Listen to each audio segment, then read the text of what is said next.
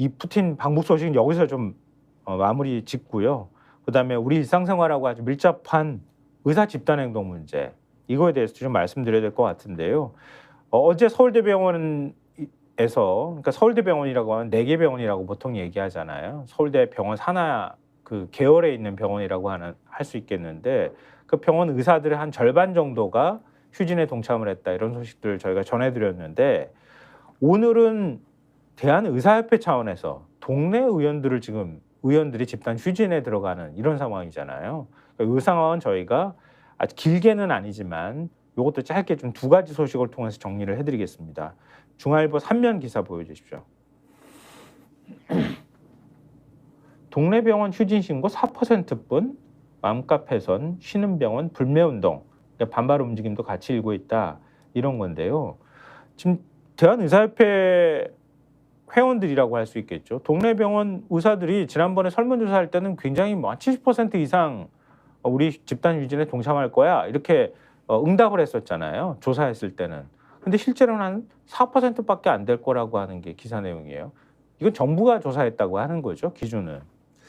그래서 지금 의사협회는 이제 주장을 강하게 하고 있지만 보건복지부가 휴진 신고를 지난번에 하라고 해서 받지 않았습니까? 예. 그래서 이유 없이 이제 휴진하면 혼나는 것처럼 그런 분위기를 만들었는데 휴진을 할 건지 말 건지를 미리 알려줘야 된다고 한 거잖아요. 그렇죠. 그리고 휴진 신고를 한 것에 대해서 만약에 휴진 신고 안 하고 휴진하면 그것도 혼나는 거고 휴진 신고를 휴진해도 했는데 안 되는 거고. 그렇죠. 휴진 신고를 했는데 들여다봤는데 이게 이유가 있지 않아 보이는데 이거는 그냥 반항하려는 것 같은데 이런 네. 분위기면 또 혼나는 거고 뭐 이런 분위기 공무원 다 풀어가지고 점검하겠다 이렇게까지 나오고 있는 상황이라 이런 분위기를 조성을 했는데 전국 36,371곳의 의료기관 중에 1,463곳 그러니까 비율로 따지면 4.02%가 휴진을 예고를 했는데 2020년에 의협이 주도한 휴진에 개원의 참여율이 10%대에 불과했던 거를 감안하면 이번에도 비슷한 양상일 거라는 분석이 나온다라는 거예요. 그리고 네.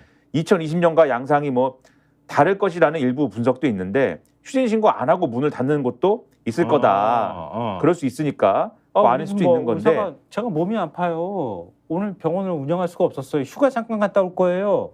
이렇게 보면 어떡할 거야. 그렇죠. 그리고 문을 연 뒤에 1시간 만에 닫는다든지 네. 오전만 쉰다든지 이런 방식도 가능한 건데 그런데 지금 이런 상황에서 이것에 대해서도 지금 이 정부는 계속해서 환자 진료 업무 즉시 개시해달라는 업무 개시 명령이나 이런 것들을 발송한 상태고 그다음에 이 기사 제목에도 있듯이 이 맘카페라든지 뭐 이런 데서 사실은 이 휴진하는 병원이나 이런 거에 대해서는 반발이 또 큰 상황이기도 해서 여러모로 이게 또 쉬운 일은 아니다 그런 얘기들이 나오고 있는 겁니다. 그러니까 보건복지 관계자 얘기는 이렇습니다. 오늘 그러니까 오전 9시에 문자를 일괄 한 차례 더 명령, 업무 개시 명령을 내리고 이후 전화 등으로 휴진 여부를 파악하고 휴진율이 30% 이상이면 현장에 나가 체증하고 의료법에 따른 업무 개시 명령 불이행 확인서를 진구할 계획이다.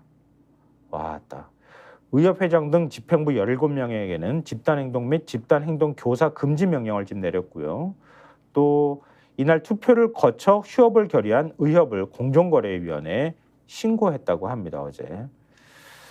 환자들 입장에서는 굉장히 불편한 일이죠. 그리고 환자들 입장에서는 이게 뭐 하는 거야. 의사가 환자 버리고 어디 가겠다는 거야. 이렇게 또 반발할 만한 상황인데 그 이전에 어떤 일이 있었는지는 뭐 저희가 굳이 말씀 안 드려도 알 것 같습니다. 정부가 막 이렇게 밀어붙이는 상황인데 지금 근데 이거 한 번으로 끝나지 않을 가능성이 있는 거 아니에요. 의협에도 또 2차 집단 휴진에 들어갈 것이다 이런 얘기가 나오고 있고 지금 빅5 병원들도 뭐 서로 간에 일제히 들어가진 않지만 일부 병원들이 집단 휴진을 할 가능성이 지금 얘기가 거론되고 있는 상황이어서 환자들 불편을 계속될 수밖에 없는 상황인데요. 정부가 이렇게 일종의 뭐 행정력을 동원해 가지고 의사들의 집단 행동을 막는 가운데 경찰도 나서 가지고 지금 의사들을 드자비를 하고 있는 상황이에요. 중앙일보 12면 보여주십시오. 의사 1,000여 명 고려 제약서 리베이트 수사 확대 검토 이렇게 돼 있어요. 이제 서울경찰청 형사기동대가 고려제약 대표 등 임직원이 자사의약품을 쓰는 대가로 의사들에게 불법 리베이트를 제공한 혐의, 약사법 혐의와 위반 혐의에 대해서 수사 중에 있다고 합니다. 지난 4월 이미 고려제약 본사 강남에 있다고 하는데요. 여기 압수수색했고요. 의혹 대상 의사 일부에 대해 참고인 신분으로 조사도 진행한 것으로 지금 파악되고 있다고 합니다. 현재까지 의사 14명, 고려제약 임직원 8명이 입건이 된 상태인데요. 그러니까 경찰은 압수물 분석을 통해 최근 3, 4년 사이 불법 리베이트를 주고받은 것으로 보고 있다고 합니다. 형사기동대 관계자는 수사 상황에 따라 피의자가 더 늘어날 수 있고 추가 압수수색도 있을 수 있다. 이렇게 얘기가 되고 있는 건데요. 지금 그러면 혐의 선상에 오르는 의사가 1000명이라는 건데 지금 더 있을 것이다 이렇게 얘기하면은 숫자가 막 더 불어날 가능성도 있다고 하는 거잖아요. 고려제약이 그렇죠. 뭐 아주 작은 회사도 아니니까. 그렇죠. 그리고 이제 확인이 필요한 대상을 의사 기준으로 1000명 이상 확인했다라는 네. 거고 현금, 가전제품 등 물품, 골프 접대 이런 거를 받은 정황이고 적게는 수백만 원, 많게는 수천만 원 이렇게 얘기를 하고 있는 데다가 지금 압수물 분석을 통해서 이 최근 3, 4년 사이에 불법 리베이트를 주고받은 걸로 보고 있다라는 것이기 때문에 네. 더 늘어날 수 있고 추가 압수수색도 있을 수가 있다라는 얘기지 않습니까? 이렇게 네. 경찰이 설명하고 있는 상황이어서 지금 말씀하신 대로 다른 제약회사로 불법 리베이트 의혹 수사가 확대될 가능성이 언급이 됐다라고 보도를 하고 있는 그런 상황입니다. 지금 불법 리베이트 사건 중에 가장 큰 사건이 될 수도 있어요. 보니까. 왜냐하면 지금까지 불법 리베이트 게이트로 과징금을 받은 제약사는 중외제약 이 가장 많은 과징금을 받은 데가 중외제약이라고 하는데요. 공정위가 지난해 10월 전국 1,500여 개 병의원에 70억 상당의 경제적 이익을 제공했다. 그러면서 중외제약에 과징금 298억 원을 부과했다고 하거든요. 근데 보건복지부는 지금 이제 리베이트 쌍벌제를 도입하고 있는 거잖아요. 이미 입법을 한 상황이니까.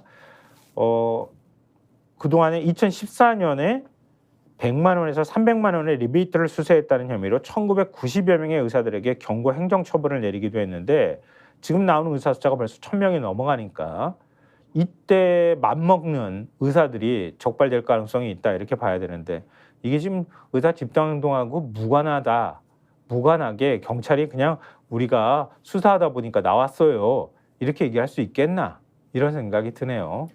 그렇죠. 그리고 이게 어쨌든 리베이트 의혹 사실이면 어쨌든 철저히 수사해가지고 철저하게 어쨌든 뿌리 뽑아야죠. 이런 관행은. 네네. 철저하게 뿌리 뽑아야 되는데 혹시라도 이거를 일종의 이제 어떤 협상 도구처럼 정권이 사용을 해가지고 의사들하고 예를 들면은 의사들의 반발을 잠재우는 어떤 이런 카드로 그래서 조금 봐줄 수도 뭐 이런 걸로 그러니까 이런 걸로 악용할 수도 있겠다라는 상상을 하게 돼서 공교롭다 지금 상황이 이런 생각이 좀 듭니다. 의사들 걱정하겠지. 고려제약이 얼마나 많은 의약품을 제공을 했겠어요. 그리고 리베이트가 뭐 어디까지 뻗쳤는지는 알 수는 없는데 의사들 입장에서는 고려제약만 있겠어? 뭐 다른 것도 있을 수 있지? 이렇게 하기 시작하면 일종의 공포심 같은 게 생기지 않을까 하는 생각도 드네요. 스픽스가 말하는 언론입니다. 대세는 유튜브, 그중에서 스픽스. 좋아요, 댓글, 구독, 알림 설정. 여러분이 저희를 사랑해 주시고 우리가 여러분을 사랑하는 4가지 방법입니다.